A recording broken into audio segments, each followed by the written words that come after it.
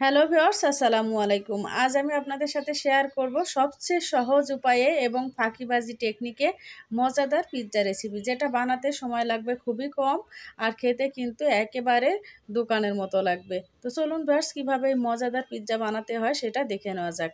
তো এই পিৎজা বানানোর জন্য কিন্তু আমাদের মূল উপকরণ লাগবে পাউরুটি। তো এজন্য আমি পাউরুটি নিয়ে নেব। তো পিৎজাটা বানানোর জন্য এখানে আমি 4 পিস স্লাইস পাউরুটি নিয়েছি, তবে আপনারা উপকরণ বাড়িয়ে কমিয়ে কিন্তু নিতে পারেন। তো 4 পিস পাউরুটি নিয়ে এভাবে টুকরো টুকরো করে কেটে নিলাম। এখন আমি একটা মিক্সিং বোলের মধ্যে এগুলো নিয়ে নেব। তারপর একে একে এর মধ্যে যে উপকরণগুলো লাগবে সেগুলো দিয়ে দেব।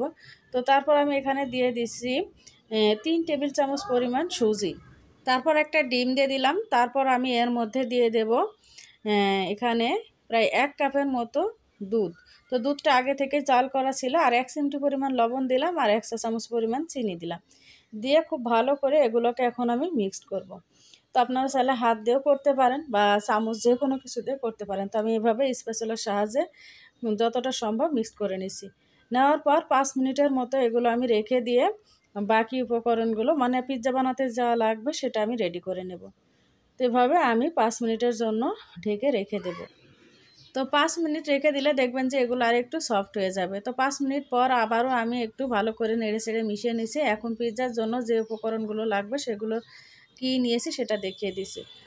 তো ভিউয়ার্স, আমি কিন্তু আগেই বলেছি যে ফাঁকিবাজি উপায়ে অর্থাৎ সহজ উপায়ে পিৎজা বানিয়ে দেখাবো। তো আমি যেদিনই মুরগির মাংস রান্না করি তো ঝটপট উপায়ে এভাবেই পিৎজাটা বানিয়ে নিই, যে যাতে করে আমার আলাদা করে আর মাংস রান্না করার ঝামেলা থাকে না। তো এখানে আমি 2 পিস মুরগির মাংস নিয়ে খুব ভালো করে এভাবে টুকরো করে নিয়েছি। তার সামান্য একটু চিলি ফ্লেক্স, একটু পেঁয়াজ পাতা, টমেটো, একটু পেঁয়াজ, টমেটো সস আর নিয়েছি মোজারেলা চিজ। এখন কিভাবে এই পিৎজাটা চুলায় প্যানে বানাবো সেটা দেখাবো। এর জন্য চুলায় একটা প্যান বসিয়ে সামান্য তেল দিয়ে গরম করে নিলাম। এখন তেলটা যখন গরম হয়ে যাবে চুলার আঁচটা একেবারে লো করে দিবেন। দিয়ে আপনারা এই পাউরুটির মিশ্রণটাকে এভাবে ঢেলে দিবেন। দিয়ে আলতো হাতে এটাকে যতটা সম্ভব গোল করার চেষ্টা করবেন আর এভাবে ছড়িয়ে দিবেন। তারপর ঢাকনা দিয়ে ঢেকে এটাকে চুলার আঁচটা লোয়ে রেখে 5 থেকে 7 মিনিটের মতো রান্না করে নেবেন, যাতে ভিতরটা খুব সুন্দর মতো রান্না হয় আর ওই পাশটাও একটু ভাজা ভাজা হয়ে আসে।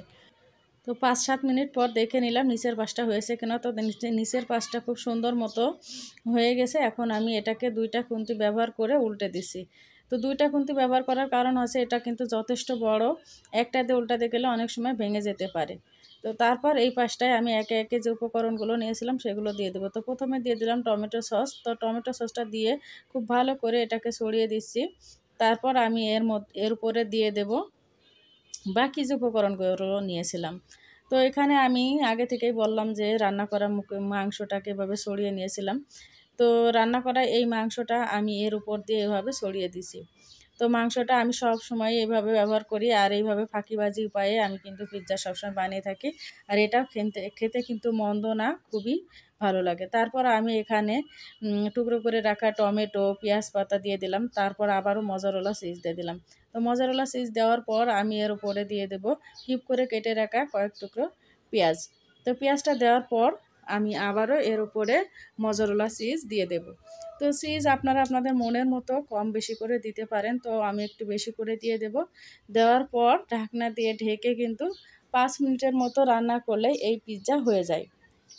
তো দেখেন ভিউয়ার্স, এভাবে দিয়ে দিলাম। দিয়ে এখন আমি চারপাশে একটু তেল দিয়ে দেবো, যাতে নিচের পাশটা খুব সুন্দর মতো পোড়া না লাগা হয়ে যায়। তো চুলার আঁচটা মিডিয়ামের থেকে সামান্য অর্থাৎ লো থেকে সামান্য মিডিয়াম লো এর মাঝামাঝি রেখে ওই পাশটাও রান্না করে নেবেন।